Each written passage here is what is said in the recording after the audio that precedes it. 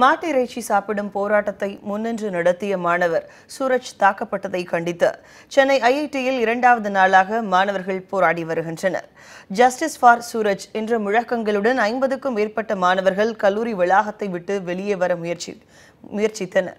அவர்களை போலீசார் தடுத்து நிறுத்தினர்.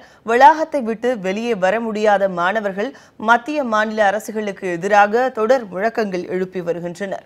சூரஜை தாக்கிய மனிஷ்குமார் சிங்கை கைது செய்ய வேண்டும், சூரஜின் மருத்துவ செலவை ஐஐடி நிர்வாகமே ஏற்க வேண்டும் என்றும் அவர்கள் கோரிக்கை வைத்துள்ளனர்.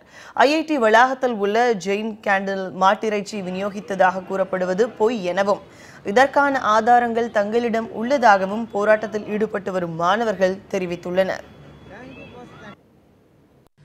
அந்த தாக்கிய மாணவனுக்கு அவங்க பாதுகாப்பு கொடுக்கற மாதிரி நடந்துக்கிறாங்க.